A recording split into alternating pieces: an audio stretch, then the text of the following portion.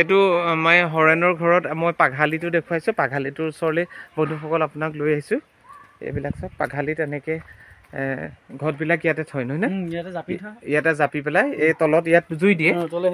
এই ফুটাটোৱে নি জুই দিয়ে। এইটো জুই দিয়ে। কিমান ঘৰত পুৰা? 500-600 পুৰিব পাৰি। তুমি কিমান দিনৰ পৰা কামটো কৰিছা? মোৰ আজি 8 বছৰমান হ'ল। 8 বছৰমান হ'ল। কেনেকুৱা লাগে কামটো কৰি? কাম কৰি ভালে লাগে। ভাল লাগে ন? এইটো পাঘালিটো প্ৰত্যেক মানুহৰ ঘৰতে আছে এইটো পাঘালি নহয়? অঁ, প্ৰত্যেকৰ ঘৰতে নাই। কেইটা আছে আপোনাৰ গাঁওখনত পাঘালি? 6টামান আছে পাঘালি ন? অঁ। প্ৰিয় বন্ধুসকল, শুবৰে হ'ল। আপোনালোক শুলে নেকি? ঘড়ীয়ে 10 বাজি যোৱাৰ সময় সংকেত দিছে। মই প্ৰথমতে আপোনালোকক এটা অসমৰ পুৰণি শিল্পৰ বিষয়ে দেখুৱাই আছোঁ। ক'বলৈ মন গৈছে যে এই শিল্পটো আমাৰ এলেকাৰ কেইখনমান গাঁৱত আছে, বিশেষকৈ মেলেং, কুমাৰ গাঁৱত এই শিল্পটো জড়িত হৈ আছে ব্যক্তিসকল। প্ৰায় গাঁওখনৰ প্ৰত্যেক মানুহৰ ঘৰতে এই শিল্পৰ জনা মানুহ আছে। মাটিৰ ঘৰত তেওঁলোকে বনায়। ইংৰাজীত যিটো কয় পটাৰী ইণ্ডাষ্ট্ৰী, মৃৎশিল্প উদ্যোগ।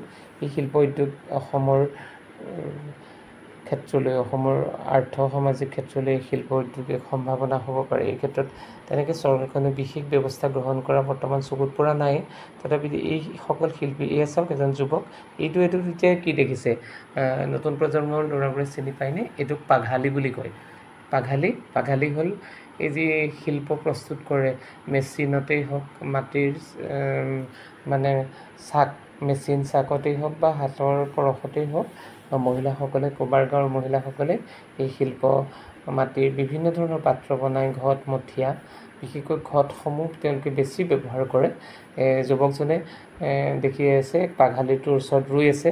তেওঁ কিছুমান কথা ক'বলৈ চেষ্টা কৰিছে যে তেওঁ কোৱা কথাখিনি ময়ে কৈ দিছোঁ, অফ কেমেৰাত কৈছোঁ যে তেওঁ কৈছে যে এইটো এটা পাঘালিটোত প্ৰায় 1000মান ঘট পুৰে, 1000মান ঘট পুৰিব পাৰি। আৰু তেওঁলোকৰ গাঁওখনত পাঘালিৰ সংখ্যা কম আছে, গাঁওখনত প্ৰায় নাই বুলিবই পাৰি। কিন্তু প্ৰত্যেকজন গৃহস্থই বা গাঁওবাসী ইজন সিঘৰক সহায় কৰে। পাঘালিত ঘট পুৰিবলগীয়া হ'লে তেওঁলোকে প্ৰত্যেকেই পুৰে।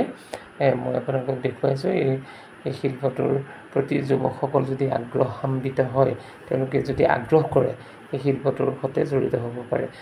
এজন যুৱকে তেওঁ বৰ ৰং মনেৰে এই শিল্পটোৰ লগত জড়িত হৈ পৰিছে। আৰু জড়িত হৈ পৰাৰ লগে লগে তেওঁ কিছু উপাৰ্জন কৰিবলৈ সক্ষম হৈছে। আচলতে এই শিল্পৰ জৰিয়তে যদি আমাৰ এই সম্প্ৰদায়ৰ নহয় বা বিশেষকৈ এই সম্প্ৰদায়ৰ লগত জড়িত ব্যক্তিসকলক যদি আমি টানি আনিব পাৰোঁ, ভালকৈ তেওঁলোকক যদি প্ৰশিক্ষণ দি আধুনিক প্ৰযুক্তিৰে বিজ্ঞানসন্মতভাৱে তেওঁলোকক প্ৰশিক্ষণ দি মৃৎশিল্পলৈ জোৱাৰ আনিব পাৰি, মৃৎশিল্পক এক উদ্যোগ হিচাপে ব্যৱহাৰ কৰিব পাৰি। আৰু তেতিয়া অসমৰ যিটো প্লাষ্টিক বৰ্জনৰ যিটো শ্লোগান, আমি প্লাষ্টিক ব্যৱহাৰ কৰিব নালাগে, স্বাস্থ্যসন্মত নহয়, কিন্তু আমি মৃৎশিল্পৰ পাত্ৰবোৰ ব্যৱহাৰ কৰিলে, মাটিৰ পাত্ৰবোৰ ব্যৱহাৰ কৰিলে বিজ্ঞানসন্মত হয়। আৰু ইহঁতে পেলাই দিলে মাটিৰ যি গুণাগুণ সেই গুণাগুণো অক্ষুণ্ণ থাকিব।